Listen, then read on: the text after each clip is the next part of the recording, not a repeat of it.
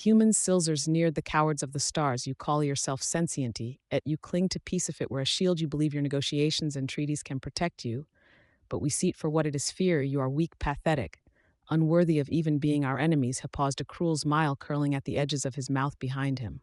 Holograms projected the Zorian fleets, conquest planets consumed by fire, entire species obliterated by Zoran might. Each image was a grim reminder of their dominance, their ruthless efficiency. For too long we have tolerated your existence, he continued, voice booming with confidence, but now the time has come. You have one cycle to send our finest warriors. Let them face as or an elite, or we will raise Earth to the ground. Show us if you have any honor. Ordeus, the cowards we know you to be. With a final mocking grin, the transmission ended, leaving humanity in a stunned silence in the heart of Earth's united global command. High above the planet, in the Oral Defenses Station, the tension was thick enough to cut general. Some diplomats stared at one another, their faces grim. The Zorian had left them knock. Hoist humanity had never faced an enemy this powerful, an empire that stretched across systems undefeated for millennia. General Malcolm Rera, veteran of Earth's defense forces, stood at the head of the table. His broad shoulders sagged under the weight of the decision they were about to make. This isn't just a war, it's a message, he said, his voice gravelly with a yet they want to break us before we even fight around the table.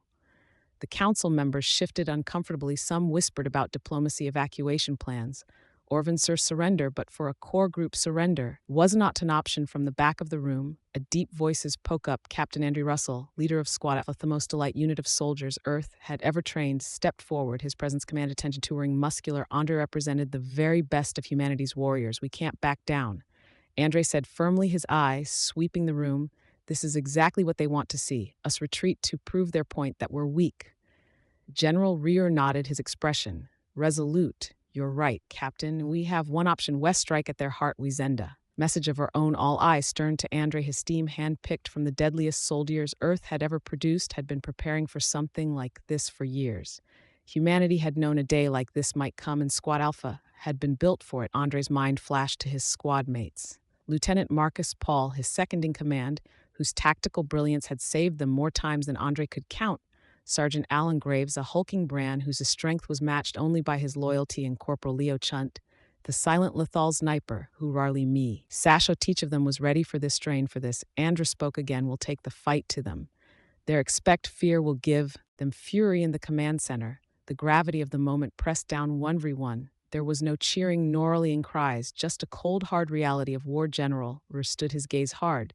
You'll lead the strike team, Captain. Your mission is to infiltrate the Zorian capitals. Illyra, kill their leaders, break their chain of command. Andrew nodded, but his mind was already ready on the mission. Ahead, this wasn't just about survival. It was about proving something to the Zorian, to humanity itself. They weren't just fighting to save Earth, they were fighting for the right to exist, to stand a school sign, a galaxy that had always looked down on the mass. The meeting adjourned.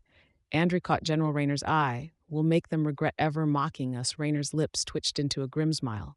I know you will son that night. As the squad prepared for deployment, Andrew stood by the observation windows, staring out at the stars.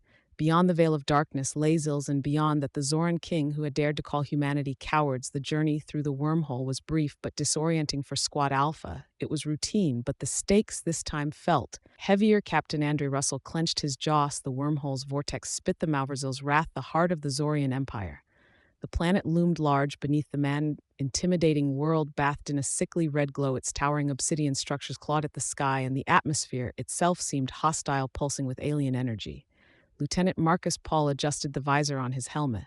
This tactical mind already running on scenarios we need to move fast. He said, his voice crisp over the calms. The planet sensors will detect Tor breach soon. Andrew nodded, his gazes weeping over his team. We go silent. Namaste. Sergeant Alan Graves hefted his plasma reflect, the massive weapon, looking almost small in his griplets. Let's make these bastards pay, he muttered, his eyes narrowing beneath his helmet. Beside him, Corporal Leosin was already scanning the terrain with his sniper scope, eyes sharp and unblinking. They touched down in the shadows of a massive fortress wall, the black stone of Zil's architecture looming over them. The fortress wasn't just a palace, it was a statement of Zorian dominance, every angle of its jagged archi. Texture screamed intimidation, its spikes and curves designed to remind invaders of their insignificance. But Squad Alpha was undeterred, moving swiftly. They advanced under the cover of darkness. The air on Zalara was thick, almost oily, making every breath feel like it was drawn through his wamp, and drilled the way his augmented muscles moving in perfect harmony with the advanced tactical suit.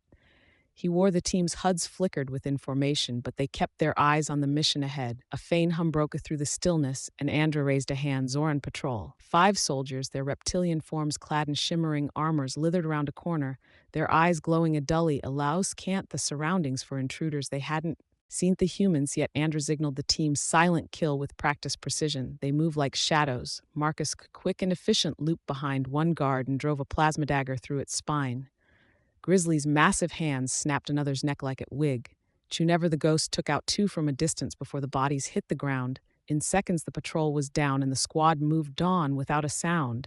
As they neared the palace's outer defenses, Paul's voice came over the comms low. Buttons who were in range of their security systems, they'll know. Something's up soon. Andrew gritted his teeth. They couldn't afford detection this early, not before they reached the throne room. Chundi Sablet. Chun nodded, his fingers moving quick over a control pattern. He whispered, hacking into the Zoran network and temporarily disabling the surveillance systems. It would buy them some time, but not much. They pressed on, crossing the desolate courtyard of the palace. The palace doors, massive and foreboding, loomed ahead.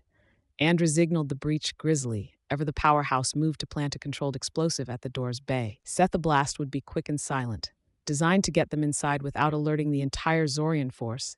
But as the charges went off and the doors groaned open, a defending roars Plithanite, Zorian elite story and bulkier than the soldiers they had encountered, stormed out. Their scales gleamed with a biometallic sheen, and their energy blades crackled to life. Conked Andrish out in the battlefield, or upted blades clashed with plasma fire as Squad Alpha engaged. The elites, Andre danced between them, his speed unmatched, cutting down enemies with calculate edge strikes. Paul, ever the tactician, coordinated their movements, calling out threats and openings. Says Grizzly barreled to the Zorian with raw power, sending their massive bodies crashing into walls. But the elites were formidable. They fought with the ferocity of cornered beasts. Their strength and size nearly overwhelming. Chun, perched atop a ledge, provide cover fire, taking out critical threats with pinpoint accuracy. But for everyone that fell, more seen to come. Andri locked eyes with one of the Zorian commanders, a towering figure with glowing eyes and dab, laid it twice the length of any human weapon, the alien lung, and Andra parried, feeling the weight of the striker reverberate through his arms. This was an ordinary soldier. The commander let out a guttle, his mocking Andre in its native tongue. Cowered its pats, winging its blade again, faster this time, but Andrew was faster. With a fliss, the dodged the blow and drove his plasma blade deep into the alien's chest. Not today, he muttered as the commander collapsed in a heap. The palace halls were littered with bodies, now the air thick with the stench of blood and burnt metal. School Adal Ferry group panting but still standing. The Zorian elites were down, but the mission wasn't over. Far from it. They had made it inside the fortress, but the real battle still lay ahead. Beyond the next set of doors was a throne room where King Zilzar waited. Andrew wiped the blood from his blade and met his team's eyes. We finished this, he said, his voice low and determined. The squad nodded in unison, their exhaustion giving way to steel. They moved forward, ready to confront the Zoran king and end this war. All the throne room door scratched open with a deafening bang, revealing the vast Aminus chamber where King Zilzar waited. The room was grand and cold, with towering pillars carved from obsidian and a high ceiling that seemed to swallow all light. At the far end of the hall, King Zilzar sat on a throne of alien metal, his golden armor gleaming beneath the dim red glow of Zilzara's dying sun, his eyes burning with malice, locked to the approaching humans behind him. The shattered remains of his council lay motionless, their bodies crumpled where Squad Alpha had torn through them. Andre Russell led his steam into the chamber, his pulses steady despite the gravity of the moment. This was it, the final confrontation. King Zilzar stood, his towering frame casting a long shadow over the room. He blew, as massive, even more imposing than the Zorian elites they had faced. His crown was a cruel, jagged thing, and his eyes shone with a mixture of hatred and disbelief. Zilzar, his voice carrying a venomous edge. The cowards finally come to die. Andra stepped forward, his gaze never leaving the Zorian king. No more speeches, no more mockery. This ends now. Zillar's lip curled in disdain. You truly believe you, a mere human, can defeat me? I have crushed Empire soldier and stronger than yours. You are nothing. With a guttural roar, Zilzar unshed his massive energy blade, a weapon pulsating with raw destructive power. The air around it simmered with lethal energy, warping the space near it as if the blade itself defied reality. Andra readied his own plasma's word, the smaller human weapon, looking almost insignificant in comparison.